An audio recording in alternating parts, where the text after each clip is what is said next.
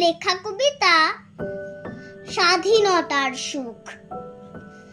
বাবুই পাখিরে ডাকি, বলিছে চড়াই, কুড়ে ঘরে থাকি, করো শিল্পের বড়াই।